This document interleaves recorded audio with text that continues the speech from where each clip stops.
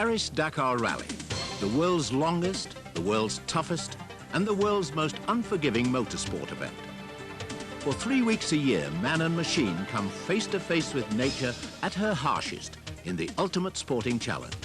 A challenge designed by the Frenchman Thierry Sabine to test amateur and professional alike in the huge melting pot of the Sahara Desert.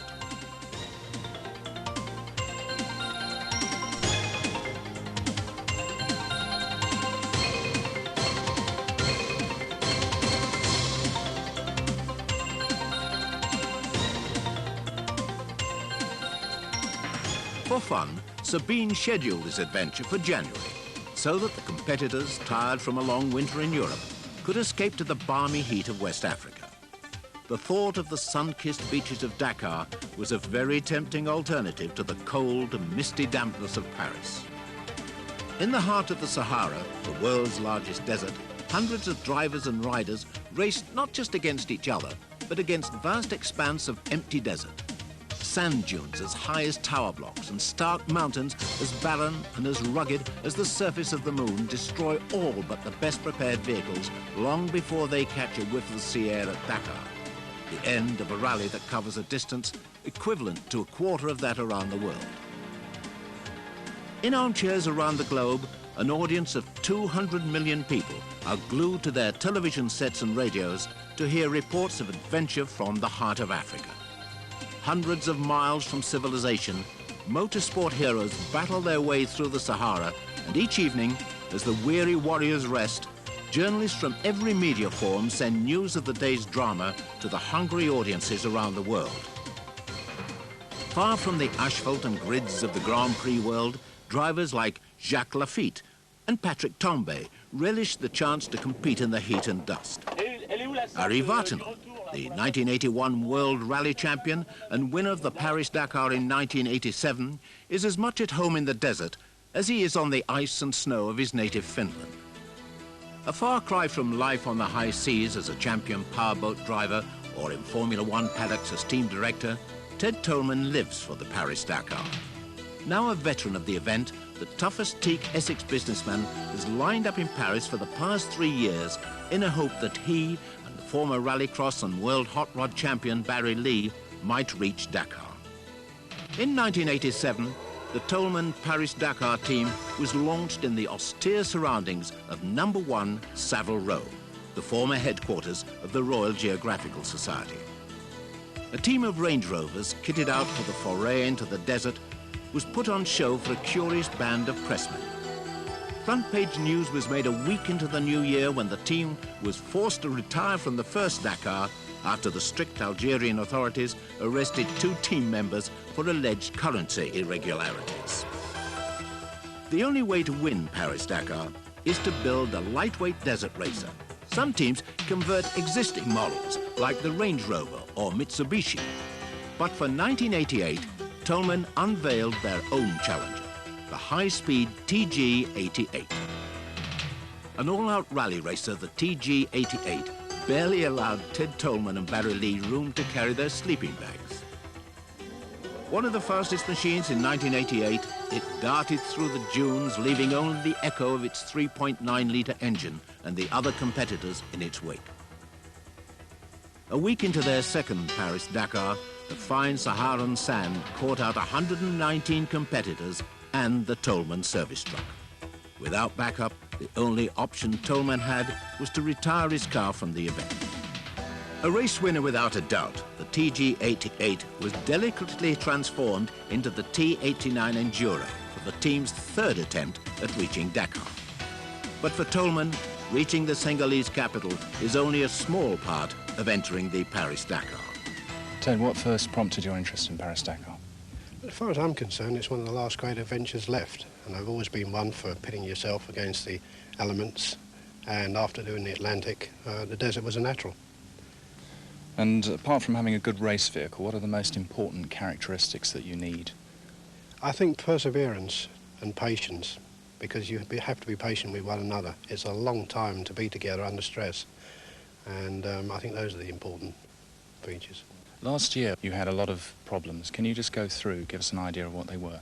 Well, one of the main problems is in this sort of thing you obviously become competitive immediately, and it's taken a couple of years, if you like, for us to get to understand that when you actually do get stuck in the sand, jumping out and rushing around and pulling the sand away is not the way to do it. You've got to take your time, you've got to relax and get on with it.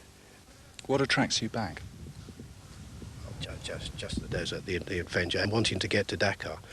When only 10% out of the total numbers of something like 500 leave Paris, only 10% get to Dakar. To be one of that 10%, that would be success for us. In his office, behind the steering wheel of the T-89 Enduro, Barry Lee has to nurse the desert Enduro across a sea of sand twice as wide as the Atlantic.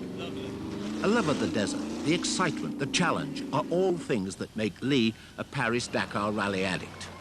Barry, you've been competitive for a long time. What makes Paris-Dakar special? Getting to Dakar, it's a long, long way, and it's man against the elements, machinery against the elements, and trying to control a very high-powered, highly developed car against the elements of nature. Compared with your other racing sports that you've been involved with, how dangerous is Paris-Dakar? As dangerous as you want to make any other motorsport. Anything over 30 mile an hour, so Krista says you're on your own. So, you know, that's down. You put the dangers of any sport to the back of your mind, you must do that, but you must always appreciate that these dangers do happen. How demanding is it? As demanding as you want to make it, but this particular event is the most demanding event that I've ever seen. And this is, I've recorded it now from the air. I've been on the event twice, and this is the third time, and luckily we've now managed this year to be able to come into the desert and do all our testing, so we stand a very, very good chance. We know that we won't break it in the rough. The only thing that will break in the rough is if I make a mistake, if I run too quickly and too hard for too long a time. And we've actually known now that we can get in and out of sand quite easily. Toleman and Lee are the front men. The faces that appear on television and in the papers, they generate over £1 million worth of exposure for their sponsors annually. Behind the all-out attempt to be the first British winners of the Paris-Dakar, however, is a team of specialists. Expert rally mechanics like Rodney Lyne and John West, support truck driver Carl Eric Christensen, and drivers of the fast pursuit Range Rover, Jan van Tuyl and Gary Toleman. Outside Oxford on a bright winter's day, the team are paraded in front of the cameras and journalists. The patriotic blue and white vehicles are spotlessly clean to show off their sponsors' names. Redesigned by the champion racing car company Reynards, the match show machine needs only desert atmosphere to be at home. A week later in London Savile Row, Zach the Camel adds some Saharan flavour, posing uneasily close to the rows of camel coats at Gives and Hawkes. Complementing the decorative splendour of Paris at Christmas, hundreds of motorbikes and four-wheel drives painted all the colours of the rainbow mass for scrutineering in the south of the city. The vehicles are checked over by the marshals, who see that they conform to mechanical and safety specifications. No turkey, no Christmas pud for Toleman and Lee as the 1989 Paris-Dakar starts on Christmas Day. Thousands of French line the route south through France to the Boxing Day prologue in Barcelona. A sprint around the docks in Barcelona, the prologue decides in which order the cars and bikes leave the first special stage in Tunisia. Without seeing any desert, Harry Vartanen, the favourite, rolls his Peugeot and is soon after followed by Van Tuyl and Gary Toleman in the Range Rover. The high-speed support catches fire as fuel leaks onto the exhaust. A quick spurt from a fire extinguisher soon puts out the blaze, but the delay puts the support vehicle far behind the T-89 Enduro for the first few days of the rally proper, the race into the Sahara. Sand as far as the eye can see, and farther. Soft, hard, fine, and coarse, the desert always changes from minute to minute and from day to day. The trick is to keep going, and as fast as is safe.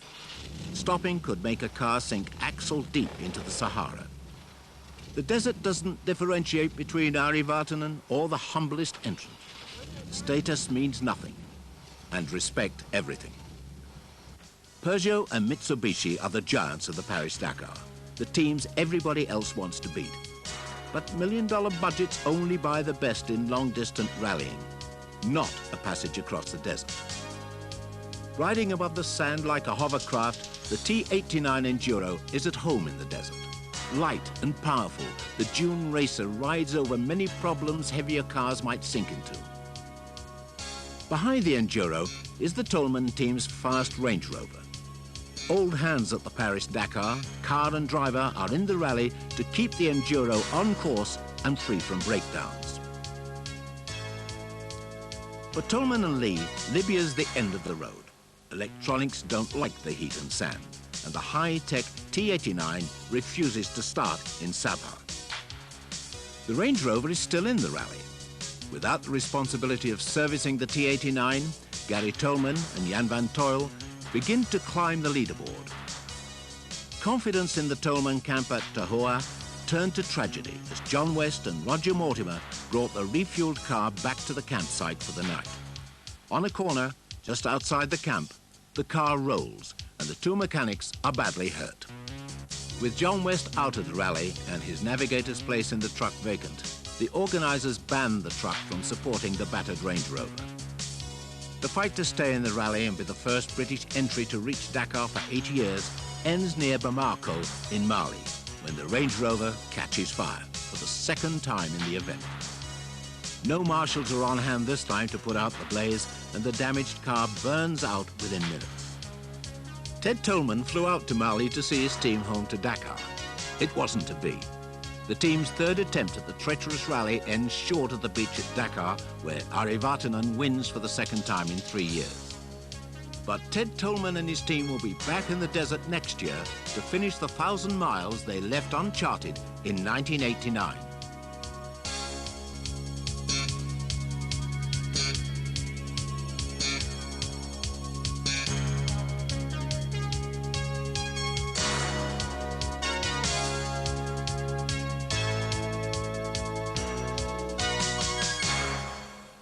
When only 10% out of the total numbers of something like 500 leave Paris, only 10% get to Dakar, to be one of that 10%, that would be success for us.